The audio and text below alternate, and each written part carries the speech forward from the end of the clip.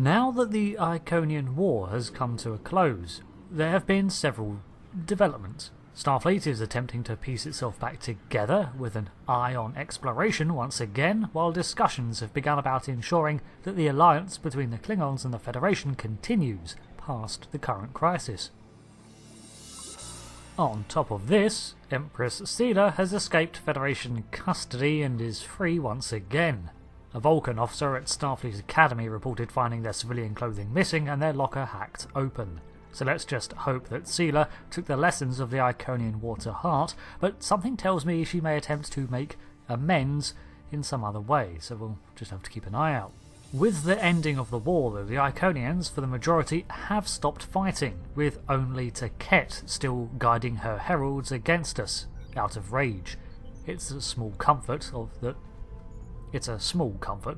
Lemiren says this will only last 1,000 years or so, but at least she held up her end of the bargain and retreated to the Iconia system to re-establish the World Heart. The other Iconians will not join Taket's assaults against us, but nor will they intervene. But 1/12 of the Iconian fleet and no support, that's something we can manage. They have also not seen fit to seize back the Solanae nor Genolan Dyson spheres, so access to the Delta Quadrant remains, offering both sides of the galaxy new realms to explore. Alongside this, new explorers and ships are planned for all the Alpha Quadrant powers, utilising the advances made during the war. So, all in all, things are looking towards a promising future.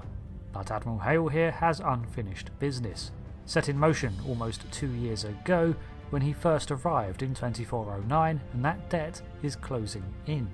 Putting a pin in that for now though, we're taking the time to check in at Nukara, a binary star system on the edge of the Klingon Federation border. Of its 6 planets, one has a Stone Age form of primitive life that has been under Federation non-interference protection. Another planet is a Class Y planet, a demon world, as they are sometimes called. The atmosphere is akin to that of Venus.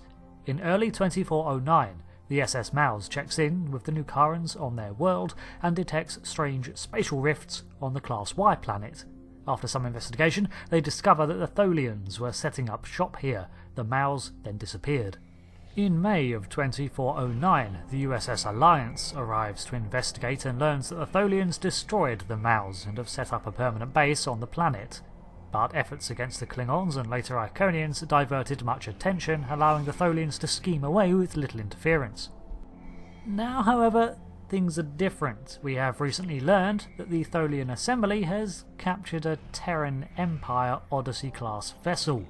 This is concerning for several reasons. Firstly, that the Mirror Universe Empire has somehow acquired our Odyssey schematics, but the more pertinent concern is that the Tholians effectively have captured a ship built on some of the most advanced Federation technology we have. So, despite the hostility of Starfleet's Mirror Universe counterpart, we're going to have to mount a rescue operation. I mean, rescuing them is still the right thing to do, but we also need to destroy any intelligence that the Tholians have gleaned. There are several missions we can pick up on repeat throughout the force field shielded safe zones around the landing site. They are of varying difficulty, of differing numbers of players, so for now I'll pick up the easy one-person missions. And oh my, are they tedious. I mean, it's an MMO, so grinding tokens is going to be a chore, I get it, but well, the Nukara zone was implemented in 2012, and the game design has changed a fair bit since then. We start by heading into the cave system to the right of the beam-in point. Throughout the mission we have to stay in our environmental suits or be exposed to the 500-degree temperature, deadly radiation, sulfuric acid in the air, and overall hostile environment. Unless you're a Tholian. For Tholians, this is a lovely time, and they thrive in this sort of atmosphere. So, we begin by following the caves to a Tholian prison, where they are keeping the captured crews of this different dimension Odyssey class. Inside the facility, we can find a network of corridors and chambers being patrolled by couples of Tholians that will attack intruders on sight. Inside some of the larger chambers, we usually find 3 Tholians, 2 ensigns and a shielded lieutenant, although the patrols can often enter the rooms with them if you're not being careful. They are overseeing the controls to the brig that have the Terran Empire captives shut inside. We have to disable 20 of these cells to do our part, as there are other Starfleet officers and KDF forces all doing the same thing. What can be infuriating, however, is that Tholian patrols are not going to just leave you alone, so you'll often be jumped mid-hack by a fresh batch of defenders. Those Terrans in these cells are in M-class environments, so they are free to leave them. However, after that they're on their own. Terrans are resourceful, and I'm sure they'll figure a way out though. As we enter the main chamber beyond the cell control, we can see the captured vessel. We cannot make out any markings from here, maybe they've been scrubbed, but this is undeniably an Odyssey-class starship. No time to admire the scale of the thing though, as the Tholians are still none too happy about intruders. Okay, well maybe there's a little time. Well, at least this goes to prove that an Odyssey class can survive a Y-class atmosphere for some time at least.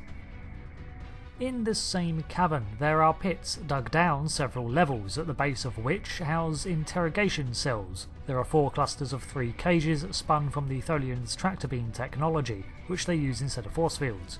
Inside the cages is a hospitable atmosphere for the Terrans, and beyond that is the Class Y planet, so if they break free, they die. However, we need to question these captives ourselves to learn what they may have divulged about the technology from the Odyssey class.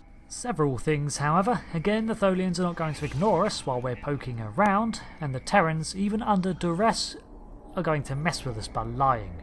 Whether because of spite, panic or trying to bargain, they're not entirely forthcoming with what information they've shared. The technology is always nearby to these captives, so we can examine it ourselves to learn what it is/does, and then compare that with whatever the captives say. After that, we can determine if they divulged truthful information to the Tholians or lied to them. Either way, we then tag them for transport. We have to do this to a total of 12 captives.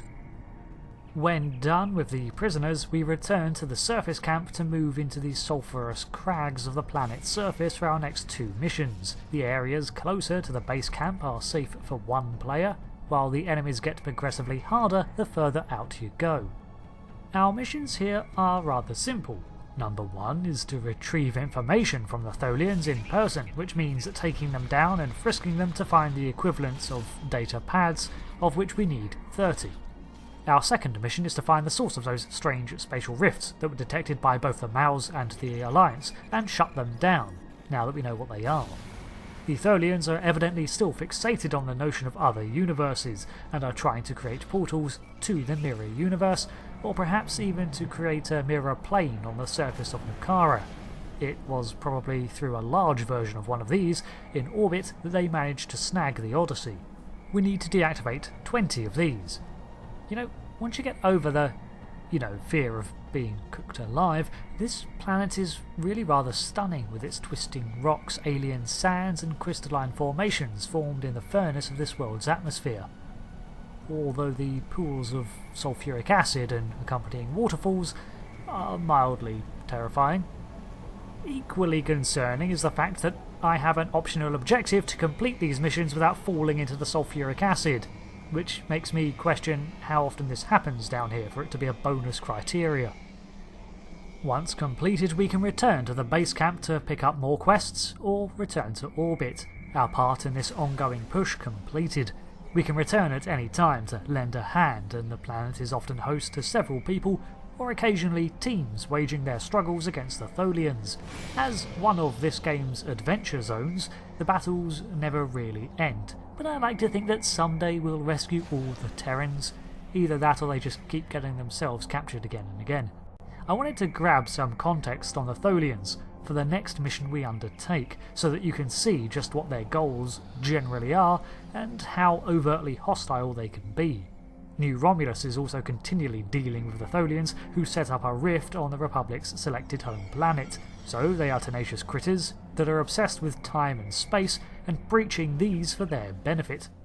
Leaving orbit, we turn our attention to an incoming hail from Captain LaForge of the USS Challenger. It seems he has a task to relay to us from command concerning the Tholians. We've detected an anomaly in the Azure Nebula. Because of the Tholian activity in that area, we're concerned that they may be attempting to open a rift to the mirror universe. I need a ship to go out there and check it out. Well, considering what we've just witnessed, that's a reasonable concern. The Class 11 Azure Nebula has been a point of careful scrutiny for some time. It is located some distance away from Nukara, much closer to New Romulus, into the Beta Quadrant, but still along the Klingon border. A good general marker of where the 3 Alpha Quadrant power territories border. Not only has it been a site for skirmishes between these powers in the past, Captain Sulu fought Kang here once, but it was discovered in 2381 that its radiation masked significant amounts of spatial fluctuations. It was soon revealed that these were the result of a Borg transwarp network's many exits. This played a major role in the Star Trek Destiny books, where a massive conflict took place against the Borg. However, in the STO canon, this battle still occurred, but it was far smaller in scale, as the Borg were still crippled by the Janeway virus. However, the constant space-bending effects that have gone on here have left this Azure Nebula as somewhat of a weak point in our universe. As we enter the system, Temet does indeed detect a spatial anomaly. We need to determine if it's natural, in which case I guess we just keep an eye on it, or if it's being deliberately done by the Tholians or someone else, in which case we need to find out the nature of this rift. Who knows, could be benign, it might not. And I have to say, inside this nebula it's like being underwater, the cerulean glow making it almost aquatic, and the ambient sounds of energies interacting with the ship almost sound underwater in their muted lapping. Obligatory no sound in space, but I don't care, it's cool. We can see what appears to be a massive fissure of energy. Either it's a tear in reality, which I doubt, or it's a scar left by the detonation of this nebula's more combustible elements. Eventually we locate the anomaly and close into scanning range, getting a brief reading on what appears to be a Tholian ship, but it's gone before we can confirm the lock, along with the initial reading. Temet detects a second reading that just opened up, so we set a course for that one instead.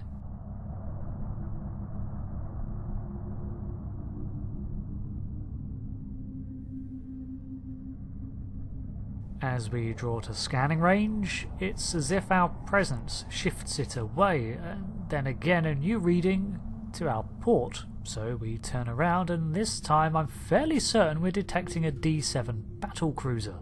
We increase speed to reach it this time, but as before it fades away before we can thoroughly investigate. Temet sets about boosting our range on scans, and that seems to have done the trick.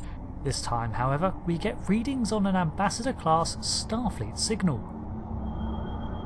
Enough mysteries, lock onto that, I want to know what we're dealing with.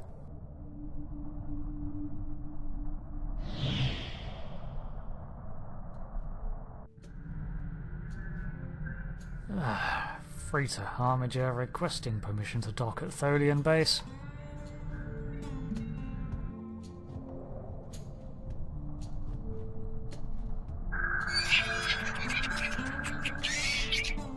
Roger, Captain Hale out. Why do I feel like I broke the universe? Again.